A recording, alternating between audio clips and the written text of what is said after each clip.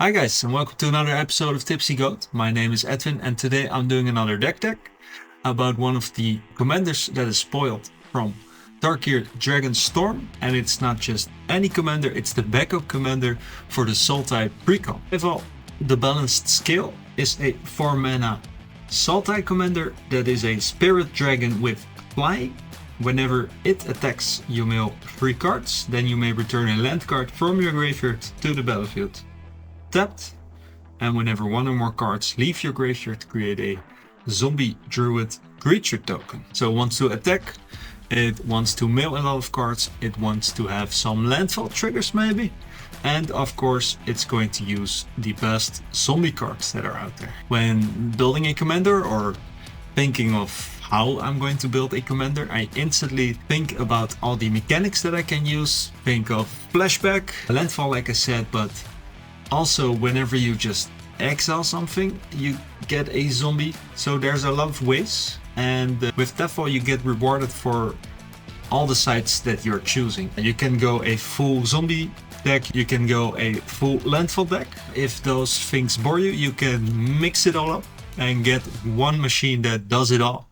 And that's the way I like to build Teval, the Balanced Scale. We are going to recur a lot of cards. We are obviously a mid-range deck. This means about 13 card draw pieces, 10 to 15 ramp pieces, around 10 removal pieces, and we also want 15 mill pieces and 15 recursion pieces.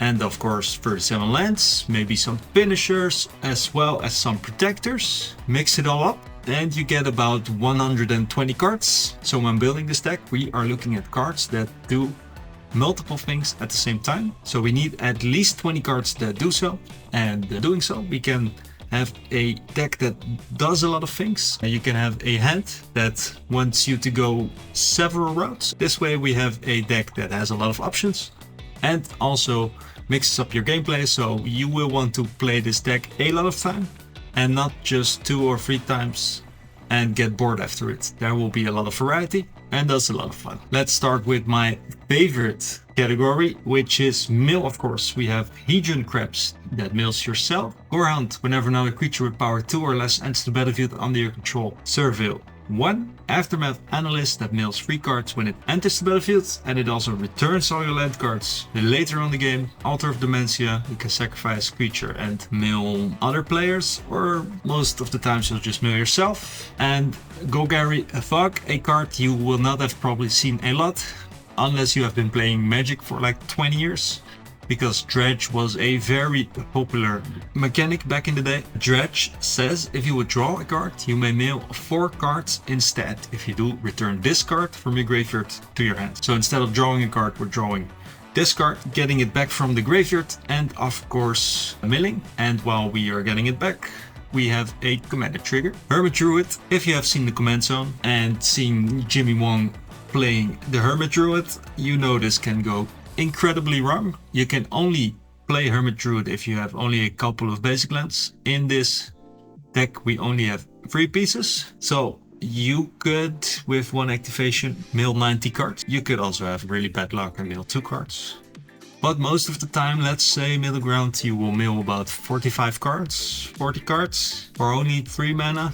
That will be perfect. Live from the Loam, a favorite CDH staple. You can return up to 3 target land cards from your grave to the hand with the Dredge as well. A Rumble, I have been playing Pauper lately, and this card is just insane. It reveals the top 4 cards of your library. You may put a permanent card from among them into your hand, put the rest into your graveyard, so you're milling at least 3 and you're still drawing a card. My favorite mill card, easily Mesmericorp. Whenever I play this, the whole table goes, guys, we need to remove this. It says whenever a permanent becomes untapped, that permanent's controller mills a card. So tap 7 lands, at least mill 7.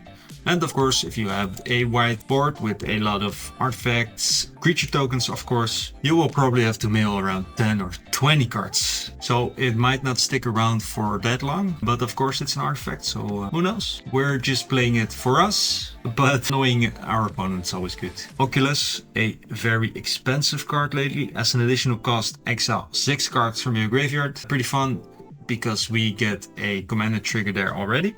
It's a 5/5 flyer for free, which is insane.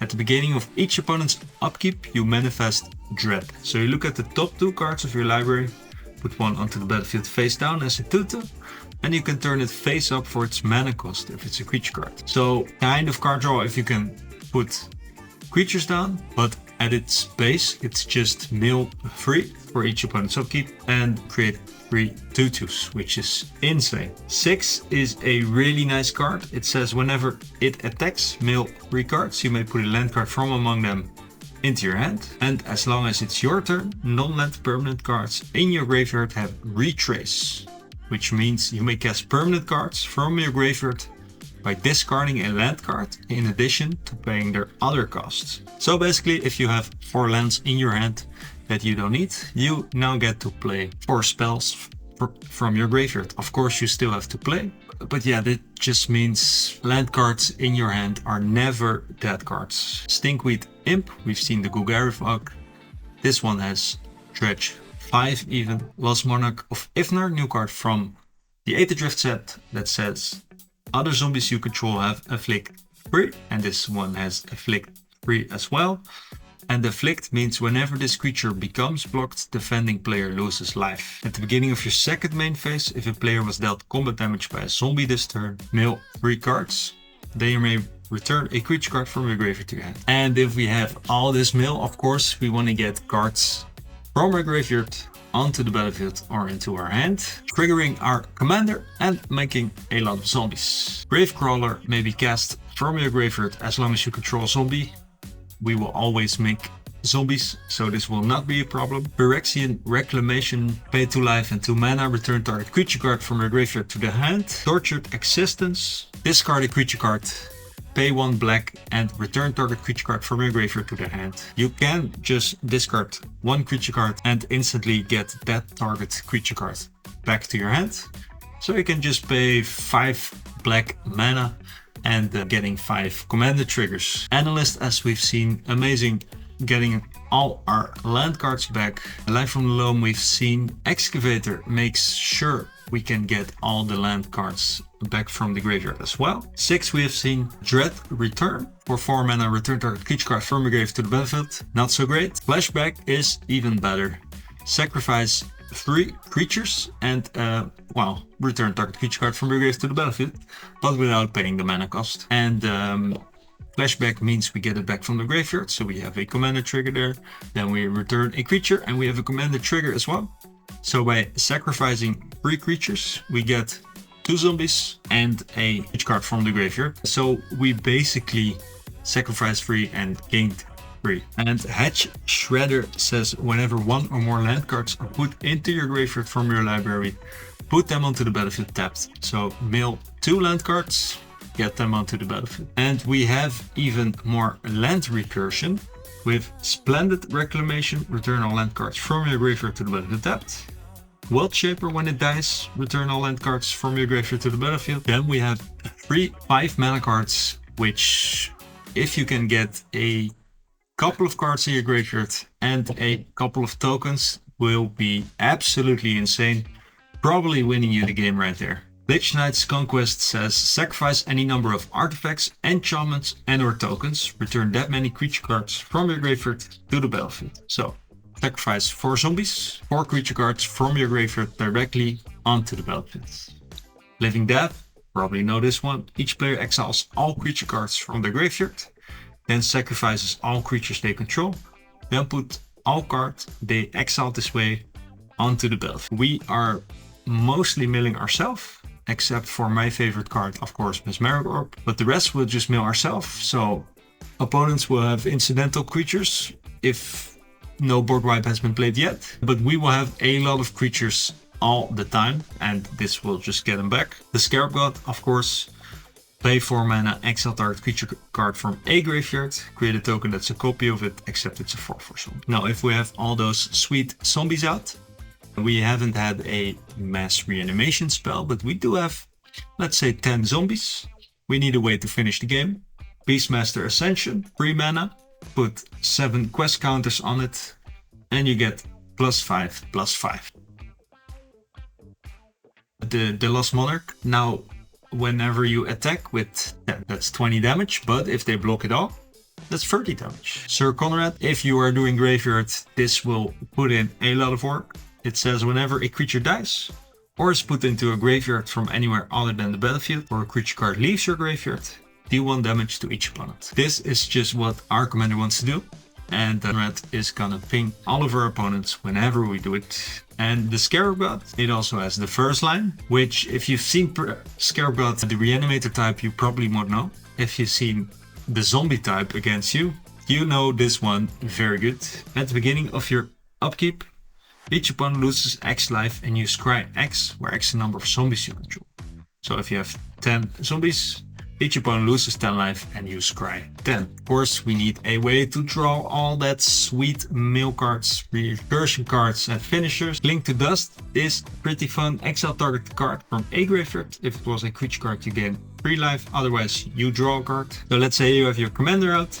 You exile a card that is not a creature card. You get a zombie and you also get a life. Just for 1 black mana. We can also escape it by exiling 5 other cards from your graveyard and paying 4 mana. If you do it this way, you exile 5 cards, you get a zombie. You exile target card from a graveyard, let's say it's your graveyard, you get another zombie. So for 4 mana, you get a card and you get 2 zombies.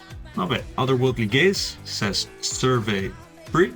So it isn't card draw, it's actually card disadvantage, but it's a lot of card selection. And it also has flashback, so you can survey 3 twice and the second time get a zombie. Undead Augur rewards you for playing zombies. Braids, you can sack a zombie, sack a land maybe, if you have the Gitrock monster in play.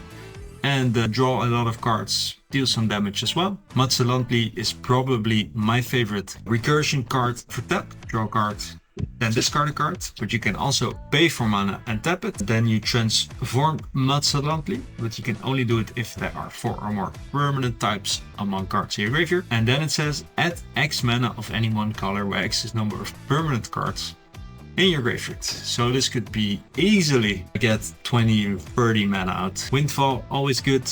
Deep Analysis, you can draw 2 cards twice. If you mill it, you just pay 2 mana, pay 3 life, get a zombie, get 2 cards. Well, whenever another zombie you control dies, if you didn't have Decayed, you create another 2/2. And at the beginning of your end step, you may sacrifice a zombie. If you do, draw a card.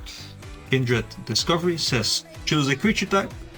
Whenever a creature you control of the chosen type enters the battlefield or attacks, draw a card. So whenever we make a zombie, we draw a card. And the next turn, if we've made 4 zombies, we will attack and we will get 4 cards again. Prophet of the Scarab is like the ETB kind with the Kindred Discovery. It says whenever this creature enters, draw cards equal to the number of zombies you control or the number of zombie cards in your grave, whichever is greater. So again, if you have 4 zombies, you draw 5 cards, because this one is a zombie as well. And then we have the Gitrock monster, a 6/6 Golgari creature. At the beginning of your upkeep, sacrifice the Gitrock. Unless you sacrifice a land, you may play an additional land on each of your turns. And whenever 1 or more land cards are put in your graveyard from anywhere, draw a card. So if we mill 4, maybe there are 2 lands, we draw 2 cards. And of course we need a way to pay for all of those cards. That is where ramp comes into play. And first, let me show just my favorite card in this entire set. And not without reason, because Titan's Nest says at the beginning of your upkeep, look at top card of your library, you may put that card into your grave, we don't care. But it says exile a card from your graveyard, add a colorless. Spend this mana only to cast a colored spell without X in its mana cost. So exile 10 cards, make 10 mana. This is really impressive in its own. But exiling 10 cards means you have 10 instances of exiling a card from your graveyard, so you also get 10 zombies. This is just absolutely insane, because you can do this at turn 4 when you've maybe milled 10 cards. You exile 10 cards, make 10 2/2 zombies on turn 4. And then also maybe you have some colored mana to spare, maybe 1 or 2. And with 10 colorless mana, you can go quite a long way. This just propels your game plan so far ahead. Whenever you get Disenchantment onto the battlefield with a full graveyard and your commander on the battlefield. Insane. Alright, now we've had that high. Our regular cards, Dark Ritual, Deathrite Shaman, Exploration, because of course our commander gives us a land card back from the graveyard to our hand, so we can ramp even faster with Exploration. The new Mold Tender is pretty cool. Mill a card or tap, exile a card from your graveyard, add 1 mana of any color. Of course, commander trigger, Sol Ring, Songs of the Damned says add a black for each creature card in your graveyard. And later on you can do it for 15, 20 black mana. Pretty insane. Analyst we've seen Insidious Roots says creature tokens you control have add 1 mana of any color. And also whenever 1 or more creature cards leave your graveyard, create a 0/1 creature token, then put a +1/+1 counter on each plant you control. Open the Way says X can't be greater than the number of players in the game, and review cards from the top of your library until you reveal X land cards. Put those land cards onto the battlefield tap and the rest on that one. So usually you're gonna play X is 4 or 3 and get 4 land cards. Pretty cool. Ashnet's Altar, a way to sacrifice some creatures, get a lot of mana. Azusa, you can play 2 additional lands on each of your turn. We do have 2 cards that let us put land cards from the graveyard back into our hand. We have Remnant Excavator that says you can play land from your graveyard, so if you have a fetch or something like that, you can just sacrifice it, get a land, play it from the graveyard again, sacrifice it, get a land, and so forth. Enduring Vitality gives creatures you control tap for 1 mana of any color. So almost the same as Insidious Roots, but Roots only does so for creature tokens. Then of course we need some cards to remove threats on our opponent's side. I haven't played this commander yet. I have goldfished quite some, and I can see that you have a lot of recursion, a lot of card draw, so you can get a little bit lower on removal.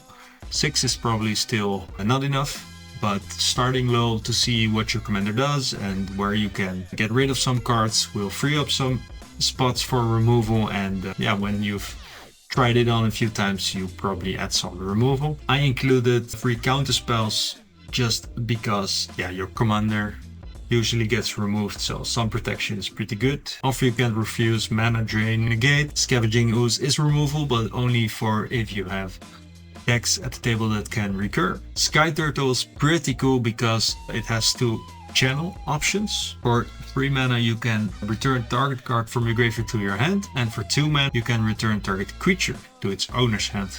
And both because they are channel abilities and not cards, cannot be counterspelled. Then we have a 4 mana destroy target non-land permanent, but if you have Delirium it is 2 less. So for only 2 mana you can destroy target non-land permanent. We of course have more ways to protect our board in Revitalizing Past that gives it indestructible, Lightning Greaves and Swiftfoot Boots of course that give it Shroud or Hexproof. We also have only 1 evasion card in Wonder that gives all your creatures flying, and we have 2 board wipes in Living Death of course, and Raise the Palisade that says choose a creature type, return all creatures that aren't of the chosen type to their owner's hands.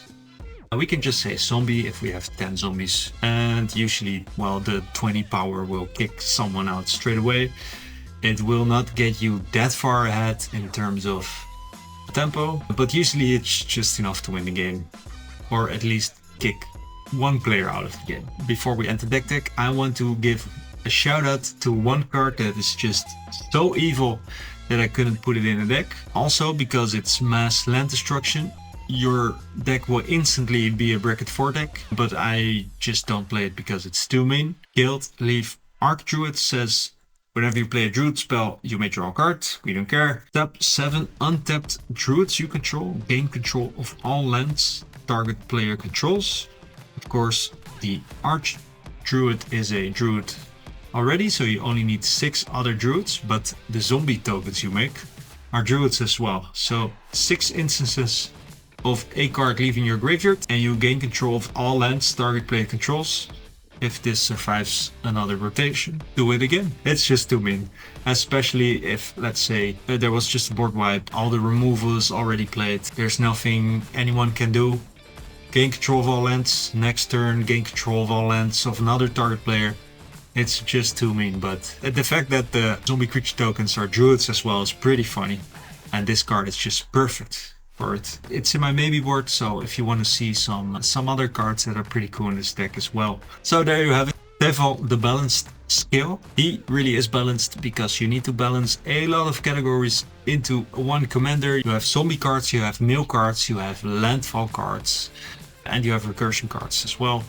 There's a lot going on, and this commander wants it all. And that's why I wanted to make this deck, because that's the commander vibe for me. Not just executing one game plan every single game again, but really the randomness of the singleton format. And I think that makes this a really good deck for doing so. So this was my take on Teval. I hope you like the DeckTech. I am really wondering if there are any cards that I missed, if there are any really funky cards that I should definitely add. I am gonna make this deck, and I hope there are pretty cool cards in the prequel that I can add to this deck. Until that time, thank you for watching, and see you on the next one.